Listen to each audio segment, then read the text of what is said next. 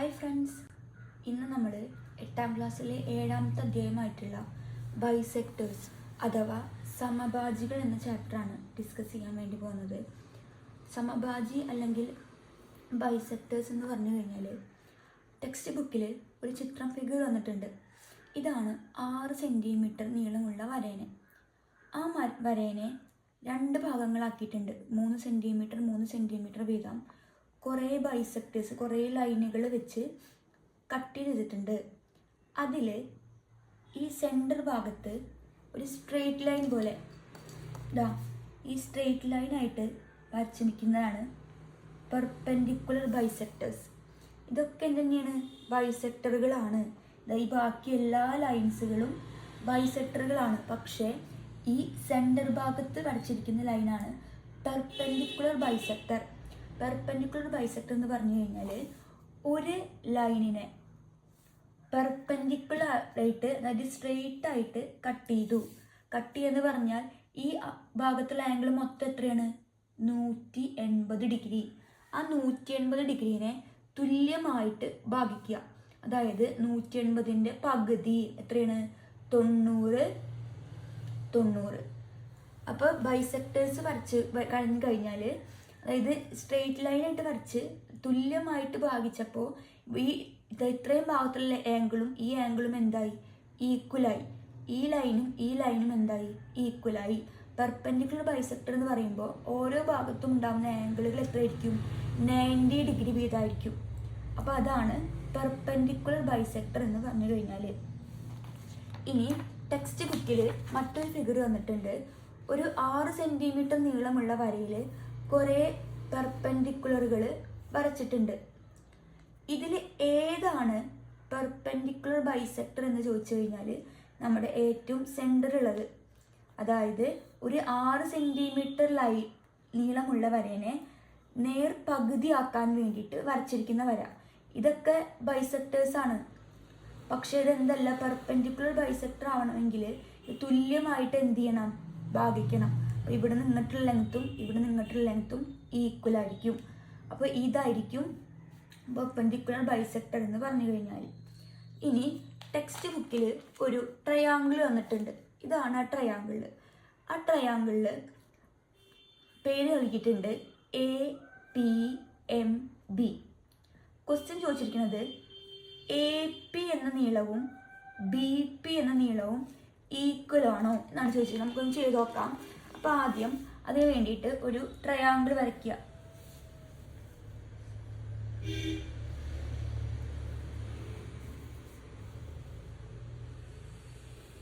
ഒരു ട്രയാങ്കിൾ ഞാൻ ജസ്റ്റ് റഫായിട്ട് വരയ്ക്കുന്നുണ്ട്. ഇതാണ് ആ ട്രയാങ്കിൾ എന്ന് വിചാരിക്കുക. അതിൽ AMBP നമ്മൾ ചോദിച്ചിരിക്കുന്നത് എന്താണ്? AP എന്ന ലെങ്ത്തും അതുപോലെ BP എന്ന ലെങ്ത്തും ഈക്വൽ ആണോ എന്നാണ്. അപ്പോൾ ഇവിടെ നേരെ സെൻറ്ററിൽ കൂടെ വരച്ചത് കൊണ്ട് തന്നെ ഇവിടെ എന്താണ്? 90 ഡിഗ്രി, ഇവിടെ 90 ഡിഗ്രിയാണ്. ഇത് റൈറ്റ് ട്രയാങ്കിൾ ആണ് രണ്ടും. അപ്പോൾ ഇത് രണ്ടും റൈറ്റ് ട്രയാങ്കിൾ ആയതുകൊണ്ട് തന്നെ നമുക്ക് ഈ AP അതുപോലെ തന്നെ BP എന്ന വശങ്ങൾ കണ്ടുപിടിക്കാൻ നമ്മൾ എന്ത് പഠിച്ചിട്ടുണ്ട്? പൈതഗോറസ് തിയറം പഠിച്ചിട്ടുണ്ട്. ആ പഠിച്ച തിയറം ഉപയോഗിച്ചിട്ടാണ് ഇത് എന്ത് ചെയ്യുന്നത്? പ്രൂവ് ചെയ്യുന്നത്. അപ്പോൾ നമുക്ക് ഇതിലത്തെ ഹൈപ്പോട്ന്യൂസ് ഏതാണ്? AP. ഇതിൽ hypotenuse AP square equal to, നമ്മൾ എന്താ പഠിച്ചിരിക്കുന്ന equation? Hypotenuse square equal to എന്താണ്? Base square plus altitude square, പാദം സ്ക്വയർ പ്ലസ് ലംബം സ്ക്വയർ എന്നാണ് നമ്മൾ പഠിച്ചിരിക്കുന്നത്. അപ്പോൾ AP സ്ക്വയർ ഈക്വൽ ടു എങ്ങനെ കണ്ടുപിടിക്കുക? AM square plus BP, AM square plus PM square. ഇനി അതുപോലെ ഈ BP കണ്ടുപിടിക്കാനാണ് എങ്കിൽ BP സ്ക്വയർ ഈക്വൽ ടു ഒന്ന് പറഞ്ഞു നോക്കാം. BM square plus PM square, BM square plus PM square. ഇതിൻ്റെ പ്രത്യേകത എന്താ? ഈ രണ്ട് വശങ്ങളും ഈ രണ്ട് PM രണ്ടിനും കോമൺ ആണ്. അത് മാത്രമല്ല, ഒരു പെർപെൻഡിക്കുലർ ബൈസെക്ടർ വരച്ചു കഴിഞ്ഞാൽ ഇതൊരു പെർപെൻഡിക്കുലർ ബൈസെക്ടർ ആണ് PM. അപ്പോൾ എ മുതൽ എം വരെയുള്ള ലെങ്ത്തും എം മുതൽ ബി വരെയുള്ള ലെങ്ത്തും എന്തായിരിക്കും? ഈക്വൽ ആയിരിക്കും. അപ്പോൾ നമുക്ക് ഈ എ എമ്മിൻ്റെ പകരം എന്ത് കൊടുക്കാം? ബി എം എന്നോ, അല്ലെങ്കിൽ ബി എമ്മിൻ്റെ പകരം എന്ത് കൊടുക്കാം? എ എം എന്നോ കൊടുക്കാം. കാരണം ഈ രണ്ട് ലെങ്ത്തുകളും എന്താണ്? തുല്യമാണ്. അപ്പം ഞാനിപ്പോൾ എന്ത് എഴുതി? A M equal to A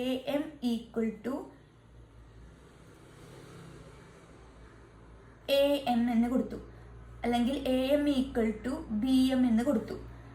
അപ്പം ഞാൻ എന്ത് ചെയ്യാൻ പോവാണ്? ഈ എ എമ്മിൻ്റെ പകരം അല്ലെങ്കിൽ ബി എമ്മിൻ്റെ പകരം നമുക്ക് ഇത് കൊടുക്കാം, ഏതെങ്കിലും ഒരു ഭാഗം കൊടുക്കാൻ വേണ്ടിയിട്ട് സാധിക്കും. അപ്പോൾ നമുക്ക് എഴുതാം, അല്ലെങ്കിൽ എ എമ്മും ബി എമ്മും ഈക്വൽ ആയതുകൊണ്ട് ഈ രണ്ട് വശങ്ങളും തുല്യമാണ്. അപ്പോൾ ഈ രണ്ട് വശങ്ങളും എന്തായിരിക്കും? തുല്യമായിരിക്കും. അപ്പോൾ നമുക്ക് പറയാം എ പിയും ബി ഡിയും എന്താണ്? എ പിയും ബി ഡിയും ഈക്വൽ ആണ്.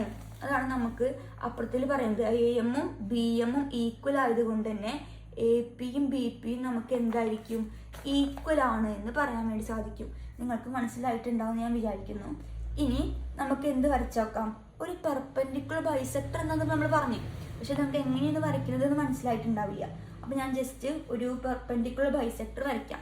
അപ്പോൾ അത് വരയ്ക്കാൻ വേണ്ടിയിട്ട് ഞാൻ ഒരു 8 സെൻറ്റിമീറ്റർ നീളമുള്ള വര, 8 സെൻറ്റിമീറ്റർ നീളമുള്ള വരയ്ക്ക് ഒരു പെർപെൻഡിക്കുലർ ബൈസെക്ടർ ആണ് വരയ്ക്കാൻ വേണ്ടി പറഞ്ഞതെന്ന് വിചാരിക്കുക. 8 സെൻറ്റിമീറ്റർ നീളമുള്ള വര. അപ്പോൾ എന്ത് ചെയ്യുക? ആദ്യം നിങ്ങൾ 8 സെൻറ്റിമീറ്റർ നീളത്തിൽ ഒരു വര വരയ്ക്കുക. 8 സെൻറ്റിമീറ്റർ. ഇനി ഈ 8 സെൻറ്റിമീറ്റർ നീളമുള്ള വരയ്ക്ക് ബൈസെക്ടർ വരയ്ക്കാൻ വേണ്ടിയിട്ട് നമ്മൾ എന്ത് ചെയ്യുക? നമുക്കറിയാം 8ൻ്റെ പകുതി എത്രയാണ്? 4 സെൻറ്റിമീറ്റർ ആണെന്ന് അറിയാം. അപ്പോൾ ഒറ്റയ്ക്ക് നമുക്ക് വരയ്ക്കാൻ വേണ്ടി പറ്റും. പക്ഷേ പെർപെൻഡിക്കുലർ ബൈസെക്ടർ ആണ് വരയ്ക്കാൻ വേണ്ടി പറഞ്ഞത് എങ്കിൽ ആദ്യം കോമ്പസ് എടുക്കുക. എന്നിട്ട് എന്ത് ചെയ്യുക? ഈ ലൈനിൻ്റെ പകുതിയിൽ കൂടുതൽ, അതായത് 1/4 ഭാഗത്തോളം ഒരു പോയിന്റ് നിങ്ങൾ ഇവിടെ കോമ്പസിൽ അളന്നെടുക്കുക. ശേഷം മുകളിലേക്ക് ഒരു ആർക്ക് വരയ്ക്കുക. ഈ പോയിന്റിൽ കുത്തി താഴേക്ക് മാർക്ക് വരയ്ക്കുക. ഒപ്പം ഇതേ അപ്പുറത്തെ പോയിന്റിൽ വയ്ക്കുക. ഇവിടെ എന്ത് ചെയ്യുക? ഒരു ആർക്ക് വരയ്ക്കുക. രണ്ട് പോയിന്റും തമ്മിൽ എന്ത് ചെയ്യുക? കൂട്ടി യോജിപ്പിക്കുക. അപ്പോൾ ഇതായിരിക്കും അതിൻ്റെ സെൻട്രൽ പോയിന്റ്. രണ്ടും എന്തായിരിക്കും? 90 ഡിഗ്രി ആയിരിക്കും. ഇത് 4 സെൻറ്റിമീറ്റർ ആയിരിക്കും, ഇതും 4 സെൻറ്റിമീറ്റർ ആയിക്കണം. നോക്കാം, അതുകൊണ്ട് 4 സെൻറ്റിമീറ്റർ വീതമായിരിക്കും. ഇനിയിപ്പോൾ പോയിന്റുള്ള പല സംഖ്യകളാണ് പറഞ്ഞതെന്ന് വിചാരിക്കുക.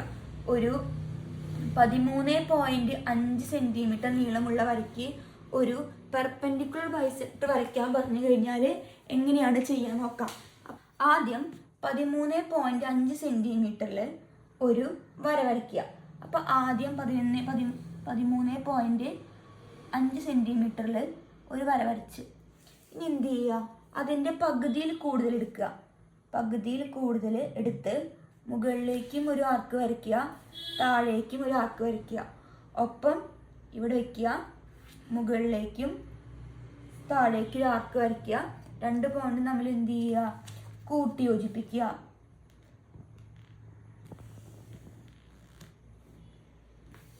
അപ്പോൾ എന്ത് ചെയ്ത്?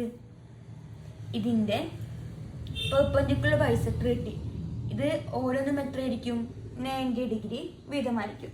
ഇനി ടെക്സ്റ്റ് ബുക്കിൽ ഒരു ചോദ്യം കൂടി നമ്മൾ ചെയ്ത് നോക്കാൻ പറഞ്ഞിട്ടുണ്ട്.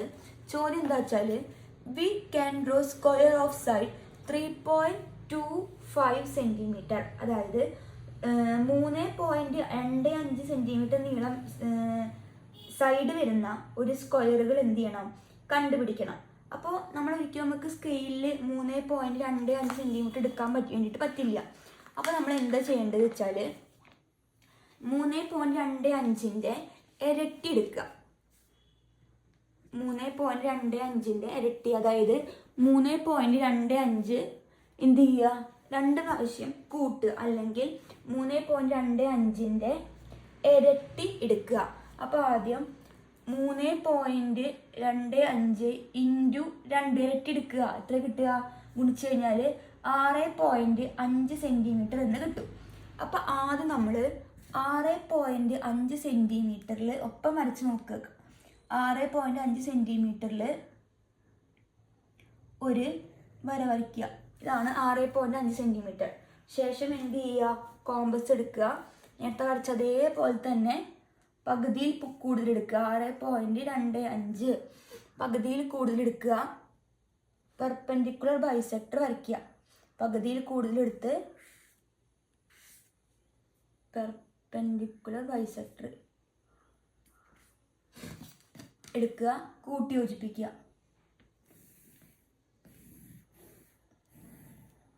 ഇതാണ് പെർപെൻഡിക്കുലർ ബൈസെക്ടർ. ഇനി നമുക്ക് ഓരോ വശം എത്രയാണ് വേണ്ടത്, 3.25. അപ്പോൾ ഇത് എത്ര ഉണ്ടായിരിക്കും, 3.25 സെൻറ്റിമീറ്റർ വീതം ഈ ഓരോ വശങ്ങളും ഉണ്ടായിരിക്കും. അപ്പം നമുക്കറിയാം, ഒരു സ്ക്വയർ വരച്ച് കഴിഞ്ഞാൽ ഇതാണ് ഒരു സ്ക്വയർ എങ്കിൽ അതിൻ്റെ ഈ ഓരോ വശം എത്ര വരണം, 3.25 സെൻറ്റിമീറ്റർ വീതം വേണം. അപ്പോൾ ആദ്യം നമ്മൾ എന്ത് ചെയ്യുക, ഈ കോമ്പസ് എടുത്തിട്ട് ഇത്രയും ഭാഗം എന്ത് ചെയ്യുക, അളന്നെടുക്കുക. അളന്നെടുത്ത ശേഷം ഇവിടെ കോമ്പസ് കുത്തുക, ഈ സെൻറ്ററിൽ കോമ്പസ് കുത്തുക, ഇവിടെ ഒരു ആർക്ക് വരച്ച്. അപ്പോൾ നമുക്കിത് കിട്ടി. ഈ വശം എത്രയാണ്, 3.25 സെൻറ്റിമീറ്റർ വീതമായിരിക്കും. നമുക്ക് ഈ വശം കിട്ടി. ഇനി ഈ വശമാണ് വേണ്ടത്. അപ്പോൾ ഈ അളവ് വീണ്ടും കോമ്പസിലൊന്ന് അളന്ന് ഇവിടേക്ക് എന്ത് ചെയ്യുക, ഒരു ആർക്ക് വരയ്ക്കുക. ഇപ്പോൾ നമ്മൾ വരച്ച അതേ അളവിൽ ഒരു ആർക്ക് ഇങ്ങോട്ടും വരയ്ക്കുക. എന്നിട്ട് എന്ത് ചെയ്യുക, നമുക്ക് ഇവിടുന്ന് ഒരു ആർക്ക് വരച്ച് ഇനി കോമ്പസിൽ ഇവിടെ കുത്തിയിട്ട് ഇവിടെ ഒരു ആർക്ക് വരയ്ക്കുക. ശേഷം എല്ലാ ഭാഗവും തമ്മിൽ കൂട്ടി യോജിപ്പിക്കുക. ഇവിടേക്കും കൂട്ടി യോജിപ്പിച്ച് ഇവിടേക്കും കൂട്ടി യോജിപ്പിച്ച്. ആദ്യം നമ്മൾ ചെയ്തത് 6.5 സെൻറ്റിമീറ്റർ 2.5 സെൻറ്റിമീറ്ററിൽ വര വരച്ച് പെർപെൻഡിക്കുലർ ബൈസെക്ടർ വരച്ചു. അപ്പോൾ ഓരോ വശം എത്രയായിരിക്കും, 3.25 സെൻറ്റിമീറ്റർ വീതമായിരിക്കും. ശേഷം ഈ വശത്തിൻ്റെ അളവ് കോമ്പസിൽ അളന്ന് ഓരോ ഭാഗത്തേക്കും ആർക്കുകൾ വരച്ച് കൂട്ടി യോജിപ്പിച്ചു. അപ്പോൾ ഓരോ വശവും ഇതിൻ്റെ എന്തായിരിക്കും, 3.25 സെൻറ്റിമീറ്റർ വീതമായിരിക്കും. ഇതാണ് നമ്മുടെ ടെക്സ്റ്റ് ബുക്കിൽ ചെയ്യാൻ പറഞ്ഞ ചോദ്യം. ഇനി നമുക്ക് പേജ് നമ്പർ 107 കുറച്ച് ക്വസ്റ്റ്യൻസ് ആണ് ചെയ്യാനുള്ളത്. ചോദ്യം ഒന്ന് വായിക്കാം. Draw the figure using only ruler and compass. Square of side 4.5 centimetre. അപ്പോൾ നമുക്ക് 4 നമ്മൾ നേരത്തെ വരച്ച് അതേപോലെ 4.1/4 4 സെൻറ്റിമീറ്ററിൽ എന്ത് വരയ്ക്കണം, ഒരു സ്ക്വയർ വരയ്ക്കാനാണ് പറഞ്ഞിരിക്കുന്നത്. അപ്പോൾ നമുക്ക് എന്തറിയില്ല, 4 നമ്മൾ സ്കെയിൽ എടുക്കാറില്ല. അപ്പോൾ നമ്മൾ ആദ്യം തന്നെ എന്ത് ചെയ്യുക, പേജ് നമ്പർ 107 കേട്ടോ. ഒന്നാമത്തെ ചോദ്യം പേജ് നമ്പർ 107 ഒന്നാമത്തെ ചോദ്യമാണ് നമ്മൾ ഇന്ന് ഇപ്പോൾ ഡിസ്കസ് ചെയ്തുകൊണ്ടിരിക്കുന്നത്. അപ്പോൾ ആദ്യം അത് കണ്ടുപിടിക്കാൻ വേണ്ടിയിട്ട് 4.25 അപ്പോൾ 4.25ൻ്റെ 4.25. അപ്പോൾ നമ്മൾ ആദ്യം ഈ 4.1/4 എന്ന് പറഞ്ഞാൽ എത്രയാണ്, 4.25 ആണ്. അപ്പോൾ ആദ്യം 4.25 സെൻറ്റിമീറ്റർ നമ്മൾ സ്കെയിൽ എടുക്കണം. അപ്പോൾ നമുക്ക് എടുക്കാൻ പറ്റില്ല. അപ്പോൾ എന്ത് ചെയ്യുക, 4.25ൻ്റെ ഇരട്ടി എടുക്കുക. ഒന്നെങ്കിൽ 4.25 2 പ്രാവശ്യം കൂട്ടുക, അല്ലെങ്കിൽ 2 ഗുണിക്കുക. അപ്പോൾ നമുക്ക് 8.5 സെൻറ്റിമീറ്റർ എന്ന് കിട്ടും. അപ്പോൾ ആദ്യം എന്താ ചെയ്യേണ്ടത്, 8.5 സെൻറ്റിമീറ്ററിൽ ആദ്യം ഒരു വര വരയ്ക്കുക. ശേഷം എന്ത് ചെയ്യുക, പെർപെൻഡിക്കുലർ ബൈസെക്ടർ വരയ്ക്കുക. അപ്പോൾ ആദ്യം നമുക്ക് 8.5 സെൻറ്റിമീറ്ററിൽ വര വരയ്ക്കാം. 8.5 സെൻറ്റിമീറ്റർ 5 സെൻറ്റിമീറ്ററിൽ വര വരച്ചു. എന്ത് ചെയ്യുക, അതിന് ഒരു പെർപെൻഡിക്കുലർ ബൈസെക്ടർ വരയ്ക്കുക. പകുതിയിൽ കൂടുതൽ കോമ്പസിൽ എടുക്കുക, മുകളിലേക്കും താഴേക്കും അപ്പോൾ തന്നെ ആർക്ക് വരച്ചിടുക. വരയ്ക്കുക, കൂട്ടി യോജിപ്പിക്കുക. വരച്ചു. ഇത് 2 സെൻറ്റിമീറ്റർ വീതമായിരിക്കും, 4.25 സെൻറ്റിമീറ്റർ വീതമായിരിക്കും. ഇനി എന്ത് ചെയ്യുക, കോമ്പസിൽ ഈ അളവ് അളന്ന് ഒരു ആർക്ക് വരയ്ക്കുക. നേരത്തെ ചെയ്ത് അതേപോലെ തന്നെ കോമ്പസിൽ ഈ അളവ് അളന്ന് എന്നിട്ട് ഇവിടെ വെച്ചിട്ട് ഒരു ആർക്ക് വരച്ച് ഒപ്പം ഇവിടെയും വെച്ച് ഒരു ആർക്ക് വരയ്ക്കുക. ഇനി ഇതേ ആർക്കിൽ ഇവിടെ കുത്തി ഈ പോണ്ടിൽ കോമ്പസിൻ്റെ മുന വെച്ചിട്ട് ഇവിടെ നിന്ന് എന്ത് ചെയ്യുക, ഇവിടേക്കും ഒരു ആർക്ക് വരയ്ക്കുക, പരസ്പരം കൂട്ടി യോജിപ്പിക്കുക.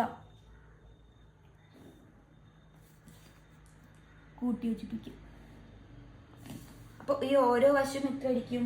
4.25 സെൻറ്റിമീറ്റർ വീതമായിരിക്കും. ഇത് ഈസി ആയിട്ടുള്ള ചോദ്യമാണ്. നമ്മൾ ഇതേപോലത്തെ ചോദ്യം നേരത്തെ നമ്മൾ എന്ത് ചെയ്തിട്ടുണ്ട്, ചെയ്ത് നോക്കിയിട്ടുണ്ട്. നിങ്ങൾക്കിത് വരയ്ക്കാൻ മനസ്സിലായിട്ടുണ്ടാവും എന്ന് ഞാൻ വിചാരിക്കുന്നു. ഇനി നമുക്ക് രണ്ടാമത്തെ ചോദ്യത്തിലേക്ക് കടക്കാം.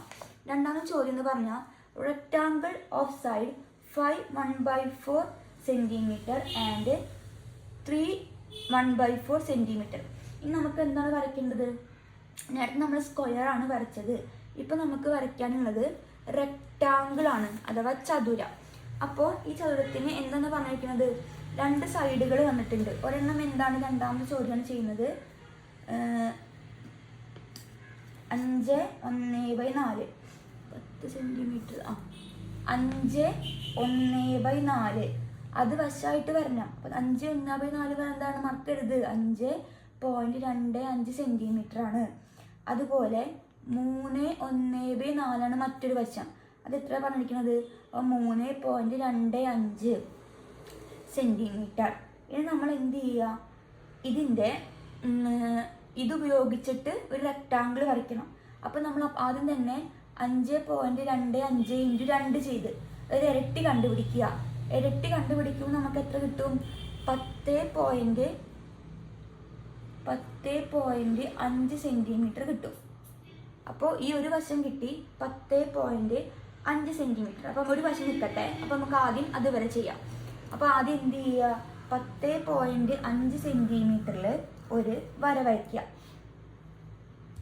10.5 സെൻറ്റിമീറ്റർ 10.5 സെൻറ്റിമീറ്ററിൽ ഒരു വര വരച്ച് 10.5 സെൻറ്റിമീറ്റർ കോമ്പസ് എടുത്ത ശേഷം പകുതിയിൽ കൂടുതൽ എടുത്ത് ഒരു ആർക്ക് വരയ്ക്കുക.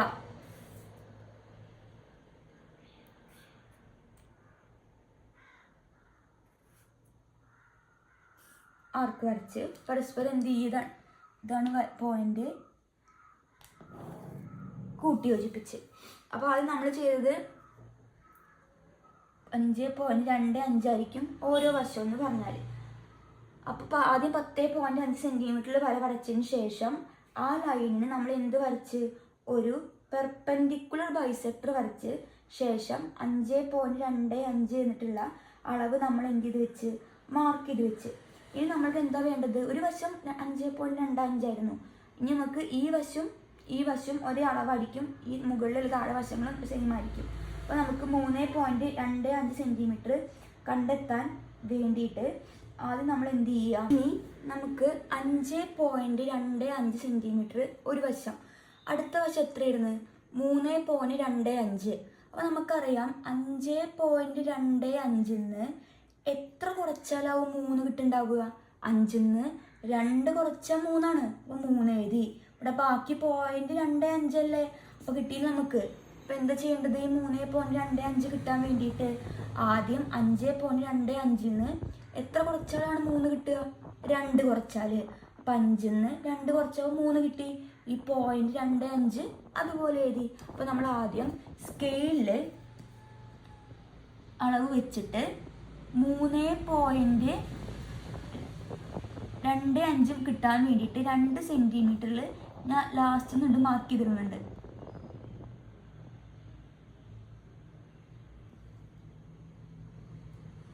അതായത് ഈ ലാസ്റ്റത്തെ 2 സെൻറ്റിമീറ്റർ നമുക്ക് കുറച്ച് കഴിഞ്ഞാൽ ബാക്കിയുള്ള ഭാഗം എത്ര ആയിരിക്കും? ഇത്രയും ഭാഗം എന്ന് പറഞ്ഞാൽ 3.25 സെൻറ്റിമീറ്റർ ആയിരിക്കും. അപ്പോൾ നമ്മൾ എന്ത് ചെയ്യുക?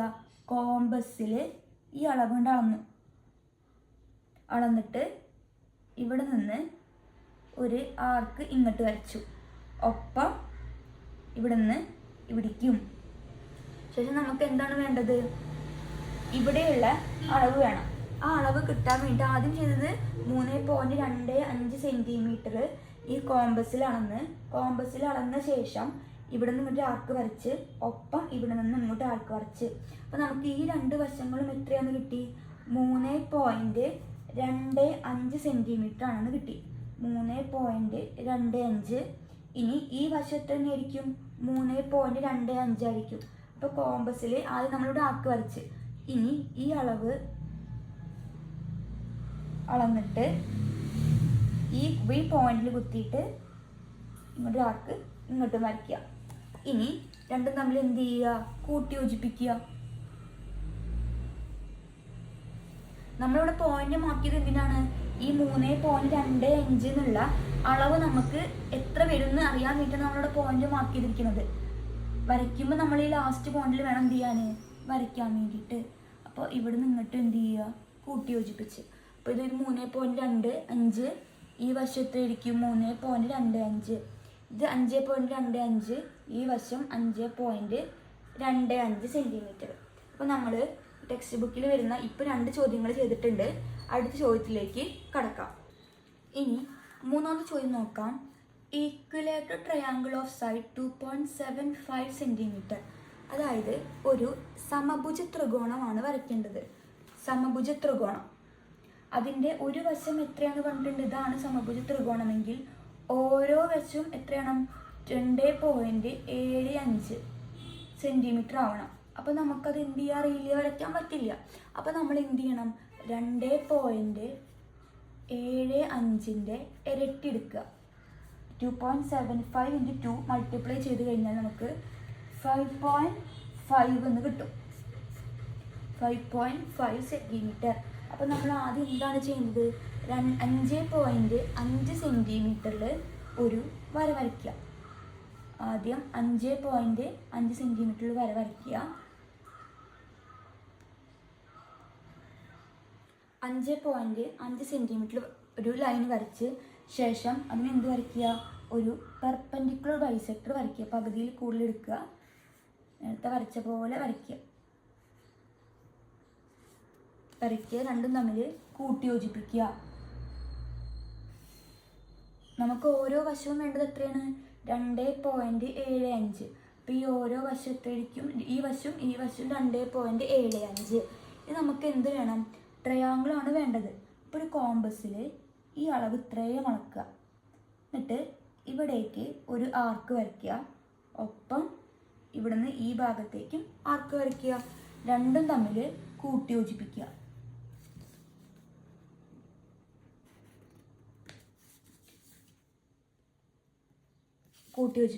അപ്പോൾ ഈ ഓരോ വശവും എത്രയായിരിക്കും, 2.75 സെൻറ്റിമീറ്റർ വീതമായിരിക്കും. ഇതാണ് നമ്മളോട് പറഞ്ഞിരിക്കുന്ന മൂന്നാമത്തെ ചോദ്യം. ഇനി നാലാമത്തെ ചോദ്യം നോക്കാം. Triangle of area 9 square centimetre and 1 side 4.5 centimetre. ഒരു ട്രയാങ്കിൾ വരയ്ക്കണം. അതിൻ്റെ ഏരിയ തന്നിട്ടുണ്ട് 4.5, അതുപോലെ തന്നെ സൈഡ് 4.5ഉം ഏരിയ 9ഉമാണ്. അങ്ങനെ അത് ഉപയോഗിച്ചിട്ട് എന്ത് വരയ്ക്കണം, ഒരു ട്രയാങ്കിൾ വരയ്ക്കണം. പക്ഷെ നമുക്ക് ഒരു വശം നമുക്ക് അറിയില്ല, അതായത് ഹൈറ്റ് അറിയില്ല. അപ്പോൾ നമ്മൾ ആദ്യം എന്ത് ചെയ്യണം, ഹൈറ്റ് കണ്ടുപിടിക്കാൻ വല്ല വഴിയുണ്ടോ എന്ന് നോക്കണം. അതിന് ശേഷമാണ് നമ്മൾ എന്ത് ചെയ്യേണ്ടത്, ട്രയാങ്കിൾ വരയ്ക്കേണ്ടത്. അപ്പോൾ ആദ്യം വരയ്ക്കാൻ വേണ്ടിയിട്ട് നാലാമത്തെ ചോദ്യം നമ്മളിപ്പോൾ പറഞ്ഞുകൊണ്ടിരിക്കുന്നത്, അതിൽ നമുക്ക് വശം അഥവാ സൈഡ് പറഞ്ഞിട്ടുണ്ട് 4.5 സെൻറ്റിമീറ്റർ. ഇനി ഏരിയ അഥവാ പരപ്പളവ് 9 സെൻറ്റിമീറ്റർ സ്ക്വയർ ആണ്. അപ്പോൾ നമുക്ക് ട്രയാങ്കിളിൻ്റെ ഏരിയ കണ്ടുപിടിക്കാനുള്ള ഇക്വേഷൻ അറിയാം, ½ × BH ആണ്. അപ്പോൾ നമുക്ക് area equal to ½ BH. Area നമുക്കറിയാം 9 ആണ്. അതുപോലെ ഒരു വശം അറിയാം 4.5. 9 ഈക്വൽ ടു 1/2 × 4.5 × H. ഇനി ഈ ബൈ ഈക്വലിൻ്റെ അപ്പുറത്തേക്ക് പോകുമ്പോൾ ഇൻറ്റു ഈക്വലിൻ്റെ അപ്പുറത്തേക്ക് പോകുമ്പോൾ ഡിവിഷൻ. അപ്പോൾ നമുക്ക് 9/4.5 × 2 ഈക്വൽ ടു H എന്ന് കിട്ടും. ഇനി നമുക്ക് എന്ത് ചെയ്യാം, ഇതിനെ വെട്ടിച്ചെറുതാക്കണം. അപ്പോൾ 9/4, 9 × 4, 4 9 36. 36നെ 4.5 5 ഹരിക്കുക. അല്ലെങ്കിൽ 9ൻ്റെ പകുതിയാണ് എത്ര? 4.5 എന്ന് പറഞ്ഞു കഴിഞ്ഞാൽ. അപ്പോൾ ഒരു 9ൻ്റെ പകുതി അത് നമുക്ക് എഴുതാം. ഈ പകുതി വെട്ടിക്കളയുമ്പോൾ ഇവിടെ 2. അപ്പോൾ 2 × 2 4 2 4 സമം h കിട്ടി. അപ്പോൾ നമ്മൾ വരയ്ക്കേണ്ട ട്രയാങ്കിൾ, ഇതൊരു ട്രയാങ്കിൾ ആണ് എങ്കിൽ ആ ട്രയാങ്കിളിൻ്റെ ഒരു വശം നമ്മൾ 4.5 എടുത്ത്, ഇനി ഹൈറ്റ് നമുക്ക് എത്രയും കിട്ടി? ഹൈറ്റ് നമുക്ക് 2 എന്നാണ് കിട്ടിയെടുക്കേണ്ടത്. അപ്പോൾ ഇത് ഉപയോഗിച്ചിട്ട് വേണം നമുക്ക് എന്ത് ചെയ്യാൻ? ഈ ക്വസ്റ്റ്യനിൽ പറഞ്ഞിട്ടുള്ള ഈ ഫിഗർ നമുക്ക് വരയ്ക്കാൻ വേണ്ടിയിട്ട്. അപ്പോൾ അത് വരയ്ക്കാൻ വേണ്ടിയിട്ട് ആദ്യം നമ്മൾ എന്ത് ചെയ്യേണ്ടി വരും? 4.5 സെൻറ്റിമീറ്ററിൽ ഒരു വര വരയ്ക്കണം. നമുക്കത് എത്ര കിട്ടി? ഹൈറ്റ് 4. അപ്പോൾ ആദ്യം നമ്മൾ 4.5 സെൻറ്റിമീറ്ററിൽ ഒരു വര വരയ്ക്കണം. 4.5 സെൻറ്റിമീറ്റർ.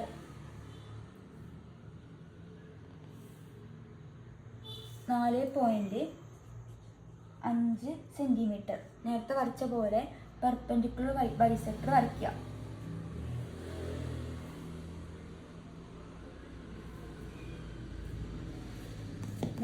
രണ്ടും തമ്മിൽ കൂട്ടി യോജിപ്പിക്കുക.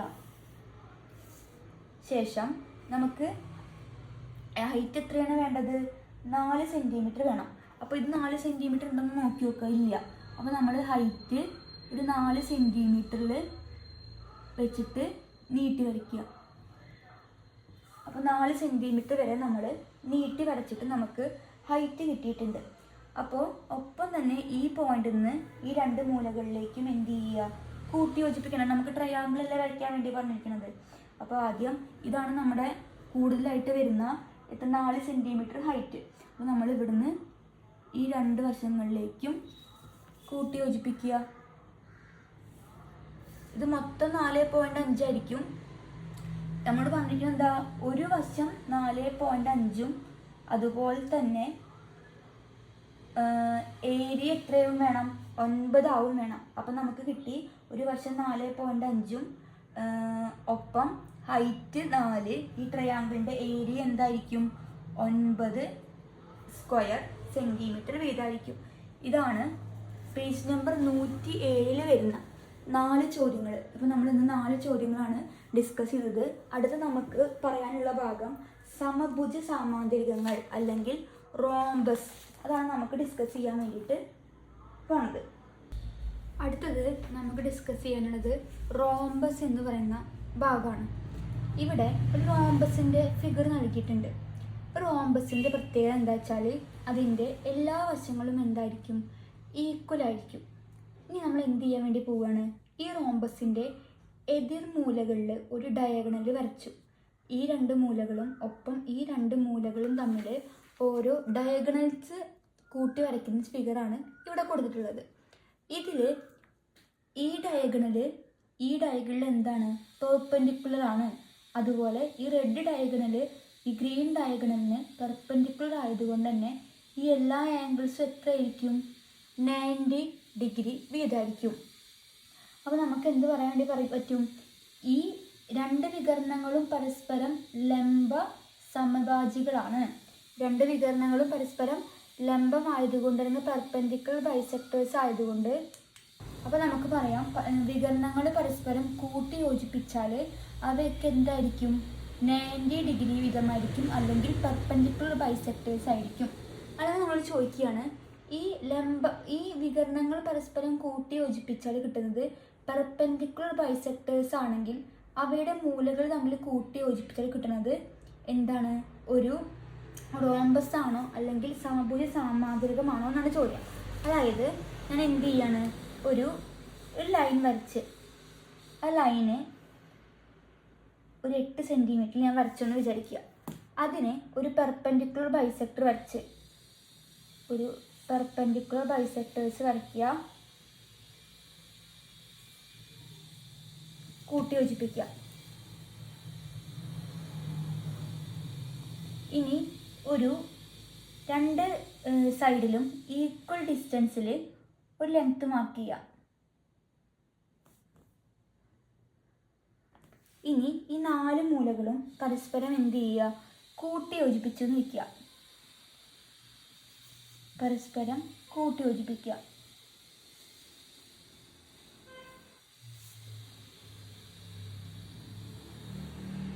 അപ്പം നമുക്ക് എന്ത് കിട്ടി?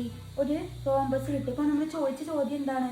ഇത് പരസ്പരം എന്താ നമുക്ക് കിട്ടിയിരിക്കുന്നത്? ലംബ സമവാചികൾ വരച്ചപ്പോൾ പരസ്പരം എന്താണ്? പെർപെൻഡിക്കുലർ ബൈസെക്ടർ ആണ്. ഇവിടെയൊക്കെ 90 ഡിഗ്രി ഇതാണ്. അപ്പോൾ നമ്മൾ ചോദിച്ചിരിക്കുന്നത് ഇത് ഒരു പെർപെൻഡിക്കുലർ ബൈസെക്ടറുകൾ വരച്ചു കഴിഞ്ഞാൽ കിട്ടുന്ന രൂപം റോംബസ് ആയിരിക്കുമോ അല്ലെങ്കിൽ സമഭുജ സാമാന്തരികമായിരിക്കുമോ എന്നാണ് ചോദ്യം. അപ്പോൾ നമ്മൾ എന്ത് ചെയ്ത് നമ്മളിങ്ങനെ വരച്ച ലംബ സമവാചികളാണ് എങ്കിൽ നമുക്ക് ഈ ആംഗിളും എന്താണ്? ഈക്വൽ ആയിരിക്കും. അതുപോലെ ഈ ആംഗിളും എന്താണ്? ഈക്വൽ ആയതുകൊണ്ട് തന്നെ ഈ രണ്ട് വശം എന്തായിരിക്കും? അപ്പോൾ നമുക്ക് പറയാം ഈ രണ്ട് വശങ്ങളും സമാന്തരമാണ്. അതുപോലെ തന്നെ ഈ രണ്ട് കോണുകളും തുല്യമായതുകൊണ്ട് ഈ രണ്ട് വശങ്ങളും സമാന്തരമായതുകൊണ്ട് തന്നെ ഇത് രണ്ടും പെർപെൻഡിക്കുലർ ബൈസെക്ടേഴ്സ് ആണ്. സമാന്തരമാണ്, പെർപെൻഡിക്കുലർ ബൈസെക്ടേഴ്സും ആയതുകൊണ്ട് തന്നെ ഈ ക്വാഡ്രിലാറ്ററൽ ചതുർഭുജം എന്താണ്? റോംബസ് ആണ് അല്ലെങ്കിൽ സമഭുജ സാമാന്തരികമാണെന്ന് പറയാൻ സാധിക്കും. ഇനി നമുക്ക് ഒന്നാമത്തെ ചോദ്യം നോക്കാം. 6 സെൻറ്റിമീറ്റർ 4 സെൻറ്റിമീറ്റർ വികരണങ്ങൾ വരുന്ന ഒരു റോംബസ് അല്ലെങ്കിൽ സമഭുജ സാമാന്തരികം വരയ്ക്കുകയാണ് വേണ്ടത്. അപ്പോൾ ആദ്യത്തെ അളവ് 6, അതുപോലെ തന്നെ 3 ആണ്. അപ്പോൾ ഞാൻ ആദ്യം എന്ത് ചെയ്ത് ഒരു 6 സെൻറ്റിമീറ്ററിൽ ഒരു വര വരച്ചു. 6 സെൻറ്റിമീറ്ററിൽ ഒരു വര വരച്ചു. ശേഷം അതിനെന്ത് വരയ്ക്കുക? ലംബ സമവാചി അല്ലെങ്കിൽ പെർപെൻഡിക്കുലർ ബൈസെക്ടർ വരയ്ക്കുക.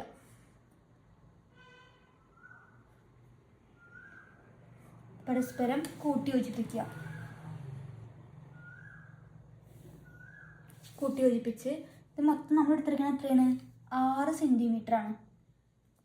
ഇനി നമുക്ക് അടുത്ത വികരണത്തിന് നീളം എത്രയാണ് വേണ്ടത്?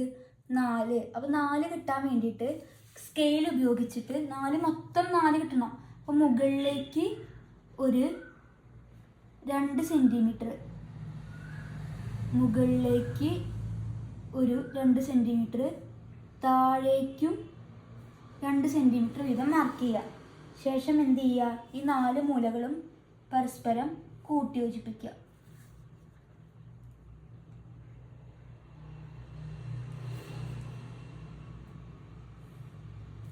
നാല് മൂലകളും കൂട്ടി യോജിപ്പിക്കുക. അപ്പോൾ നമുക്ക് കിട്ടി ഇത് മൊത്തം മാറും. ഇത് എത്രയായിരിക്കും? ഇത് മൊത്തം 4 സെൻറ്റിമീറ്റർ. അതായത് ഇവിടെ 2, ഇവിടെ 2. ഇനി രണ്ടാമത്തെ ചോദ്യം നോക്കാം. 6.5 സെൻറ്റിമീറ്റർ, അതുപോലെ തന്നെ 4 സെൻറ്റിമീറ്റർ. അപ്പോൾ ആദ്യം 6.5 സെൻറ്റിമീറ്ററിൽ ഒരു വര വരച്ചു. സാധാ വരയ്ക്കുന്ന പോലെ ലംബ സമവാചി വരയ്ക്കുക. ലംബ സമവാചി വരയ്ക്കുക. ആർക്കുകൾ നോക്കി വരയ്ക്കുക. കൂട്ടി യോജിപ്പിക്കുക. ഈ വികരണം മൊത്തം എത്രയാണ് വേണ്ടത്? 4. അപ്പോൾ മുകളിലേക്ക് 2 സെൻറ്റിമീറ്റർ, താഴേക്കും 2 സെൻറ്റിമീറ്റർ. 4 മുലകളും പരസ്പരം കൂട്ടി യോജിപ്പിക്കുക.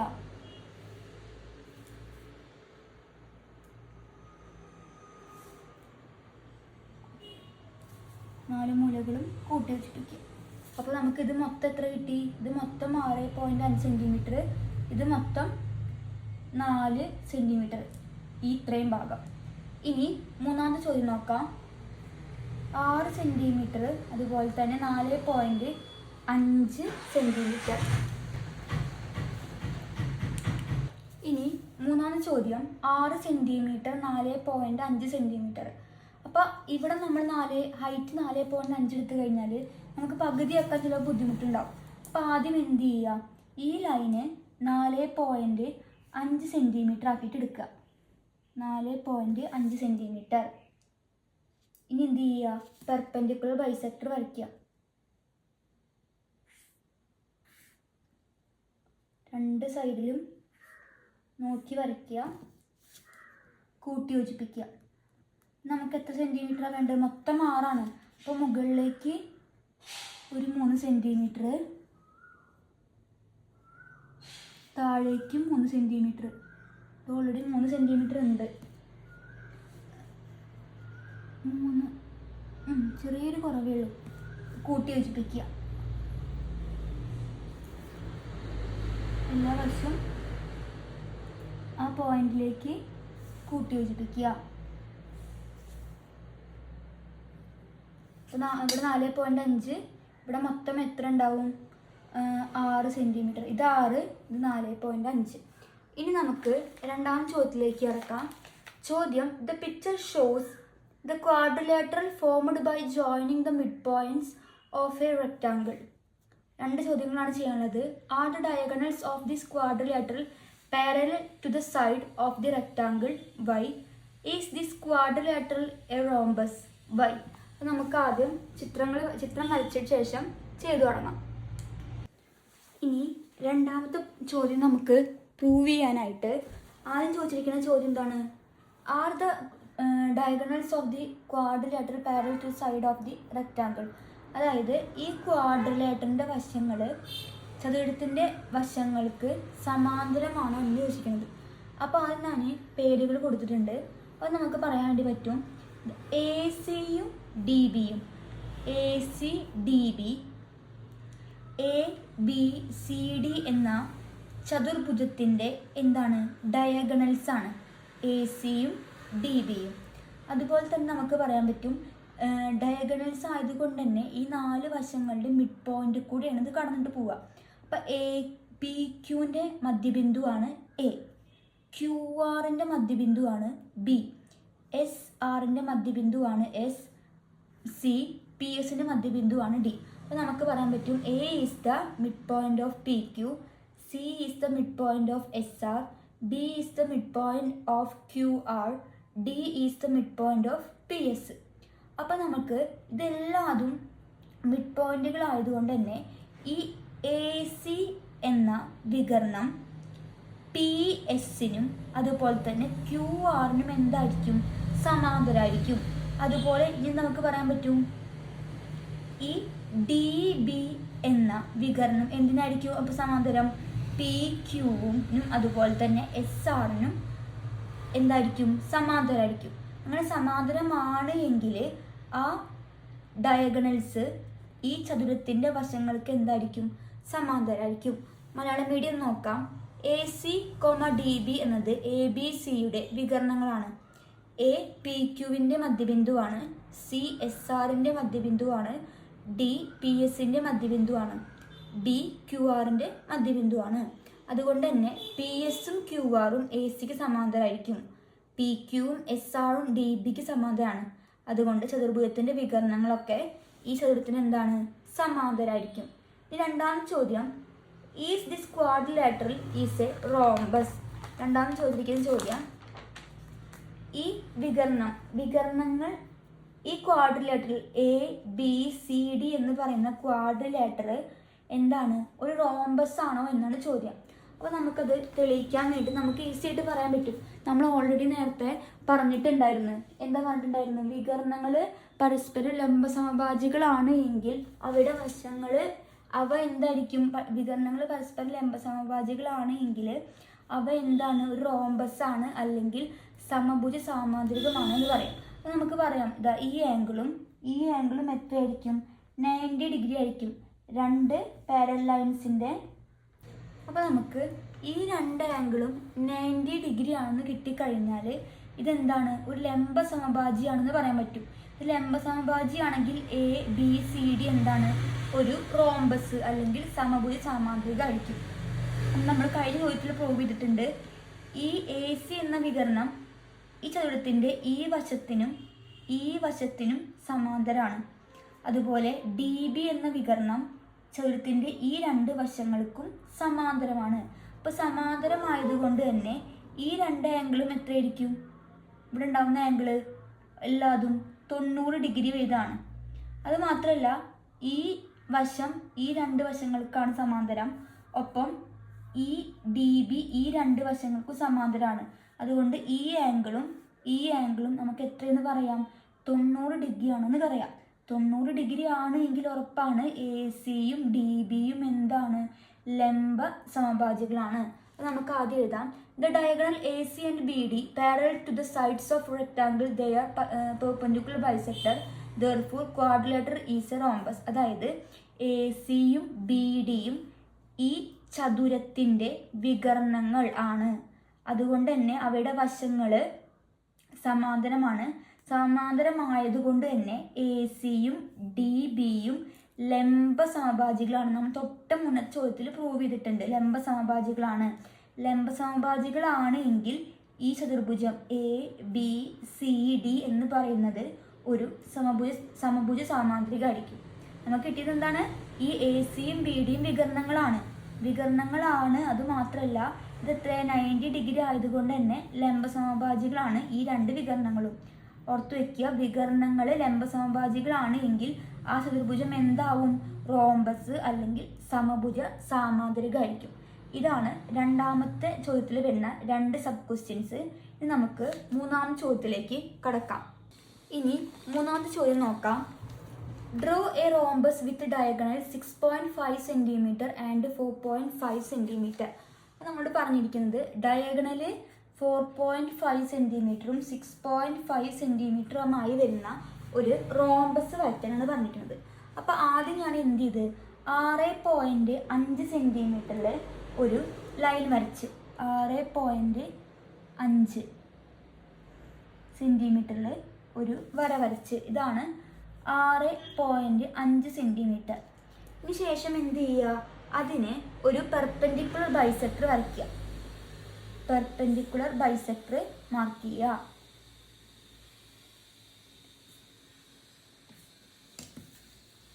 കൂട്ടി യോജിപ്പിക്കുക.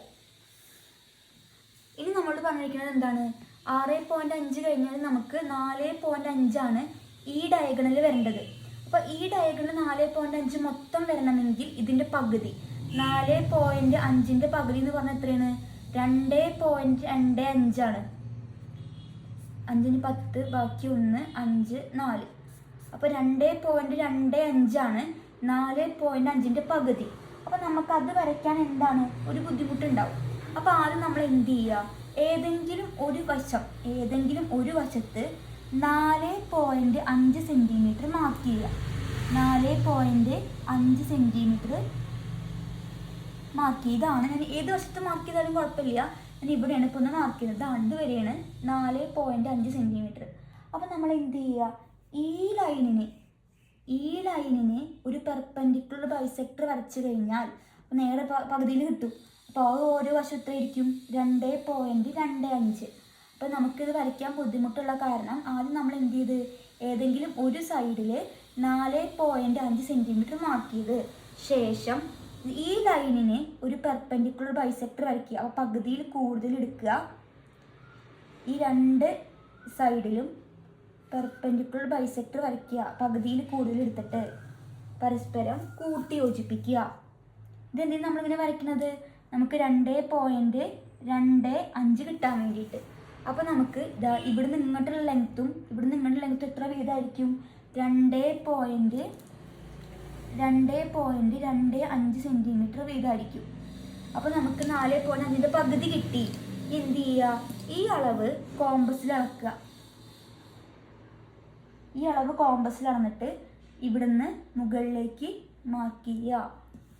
ശേഷം ഈ 4 പോയിന്റും പരസ്പരം എന്ത് ചെയ്യുക? കൂട്ടി യോജിപ്പിക്കുക.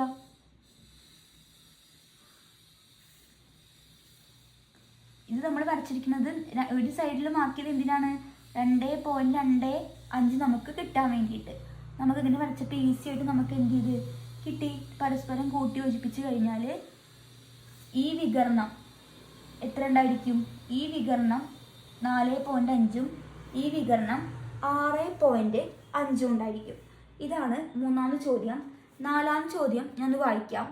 Prove that each diagonal of a rhombus bisect the angles at the vertices it joins. അപ്പോൾ നമുക്ക് നാലാമത്തെ ചോദ്യം ചെയ്ത് നോക്കാം. ഇനി നാലാമത്തെ ചോദ്യം എന്താ പറയുന്നത് വെച്ചാൽ നമ്മോട് 2 ലംബസമഭാജികൾ വരച്ച് കഴിഞ്ഞാൽ നമുക്കൊരു റോംബസ് കിട്ടും. ഈ റോംബസുകളുടെ കോണുകൾ എന്താണ്? Angles at vertices to prove that each diagonal of ഈ ആംഗിളുകളും പരസ്പരം എന്ത് ചെയ്യും? ബൈസെക്ട് ചെയ്യുമെന്ന് പ്രൂവ് ചെയ്യും. അതായത് ഈ 2 ആംഗിളുകളും ഈക്വൽ ആണ്, അല്ലെങ്കിൽ ഈ 2 ആംഗിളുകളും എന്തായിരിക്കും? ഈക്വൽ ആണ് എന്ന് പ്രൂവ് ചെയ്യണം. നമുക്ക് സിമ്പിളായിട്ട് പ്രൂവ് ചെയ്യാൻ പറ്റും. അതിനായിട്ട് ഒരു ട്രയാങ്കിൾ വരച്ച് ഒരു റോംബസ് വരച്ച് ABCD. അപ്പോൾ അതിന് വേണ്ടി ഏതെങ്കിലും ഒരു ഭാഗത്തുള്ള 2 ആംഗിൾസുകൾ ഞാൻ എടുത്ത് ട്രയാങ്കിൾ AOBയും BOCയും കൺസിഡർ ചെയ്ത്. ഇനി ഈ 2 ട്രയാങ്കിൾ എടുക്കുമ്പോൾ ഈ ABയും BCയും എന്താണ്? ഈ റോംബസിൻ്റെ 2 വശങ്ങളാണ്. റോംബസിൻ്റെ വശങ്ങളുടെ പ്രത്യേകത എല്ലാ വശങ്ങളും എന്താണ്? തുല്യമാണ്. അതുകൊണ്ട് നമുക്ക് പറയാം ABയും BCയും ഈക്വലാണ്. അതുപോലെ നമുക്ക് പറയാം OAയും OCയും ഈക്വലാണ്. കാരണം എന്താണ്? ഈ ഡയഗണൽസ് പരസ്പരം ബൈസെക്റ്റ് ചെയ്യുന്നുണ്ട്. അതുകൊണ്ട് OA മുതലും OACയും എന്തായി? രണ്ടും ഈക്വലായി. ഇനി BO ഈക്വൽ ടു BO ഈ 2 ട്രയാങ്കിളിൻ്റെയും കോമൺ സൈഡാണ്. കോമൺ സൈഡ് അല്ലെങ്കിൽ പൊതുവായ വശം. അപ്പോൾ നമുക്ക് എന്താ മനസ്സിലായത്? ഇതിലെ ഈ 2 ട്രയാങ്കിളുകളുടെയും 3 വശങ്ങൾ പരസ്പരം ഈക്വലാണ്. എങ്കിൽ ആ ട്രയാങ്കിളിൽ എന്താ പറയുക? നമ്മൾ ഈക്വൽ ട്രയാങ്കിൾ. വശങ്ങൾ ഈക്വലാണ്. അപ്പോൾ ഈ 2 ട്രയാങ്കിളിനും പറയും ഈക്വൽ ട്രയാങ്കിൾസ് അല്ലെങ്കിൽ തുല്യ ത്രികോണം. ത്രികോണം AOBയും ത്രികോണം BOCയും എന്താണ്? തുല്യ ത്രികോണങ്ങളാണ്. പിന്നെ നമ്മൾ എന്താ പഠിച്ചിരിക്കുന്നത്? തുല്യമായ വശങ്ങളുടെ എതിരെയുള്ള കോണുകൾ എന്തായിരിക്കും? തുല്യമായിരിക്കും. അപ്പോൾ ഞാൻ AOയും OCയും ഈക്വലാണ്. ഇതിൻ്റെ ഓപ്പോസിറ്റുള്ള ആംഗിൾ ഏതാണ്? AOയുടെ ഓപ്പോസിറ്റുള്ള ആംഗിൾ B. OCയുടെ ഓപ്പോസിറ്റുള്ള ആംഗിൾ ഏതാണ്? B. അപ്പോൾ ഈ 2 ആംഗിളുകളും എന്തായി? ഈക്വലായി. അപ്പോൾ നമുക്ക് എന്ത് പറയാം? ഈ ആംഗിളുകൾ പരസ്പരം റോംബസിൻ്റെ ആംഗിളുകൾ പരസ്പരം ബൈസെക്റ്റ് ചെയ്യുന്നുണ്ട്. അത് രണ്ടും ഈക്വലാണ് എന്ന് നമുക്ക് പറയാൻ വേണ്ടി പറ്റും. ഇത് ലാസ്റ്റ് പറയുന്നത് തുല്യമായ വശങ്ങളുടെ എതിരെയുള്ള കോണുകൾ തുല്യമായിരിക്കും. അതുകൊണ്ട് തന്നെ ABOയും CBOയും ഈക്വലാണ്. ഈക്വൽ ആയതുകൊണ്ട് തന്നെ ഈ ആംഗിളുകൾ പരസ്പരം എന്ത് ചെയ്യുന്നുണ്ട്? ബൈസെക്റ്റ് ചെയ്യുന്നുണ്ട്. ഇനി നമ്മൾ പേജ് നമ്പർ 111 4 ചോദ്യങ്ങൾ വരെയാണ് ഡിസ്കസ് ചെയ്തിട്ടുള്ളത്. അതിൽ നമുക്കിനി 2 ചോദ്യങ്ങൾ കൂടി ഡിസ്കസ് ചെയ്യാനുണ്ട്. അത് നമുക്ക് എന്ത് ചെയ്യാം? അടുത്ത ക്ലാസ്സിൽ ചർച്ച ചെയ്യാം. ഇതൊരു സംശയം ഉണ്ടെങ്കിൽ കമൻറ്റ് ബോക്സിൽ കമൻറ്റ് ചെയ്യുക. അടുത്ത ക്ലാസ്സിൽ കാണാം. അതുവരേക്കും ബായ്.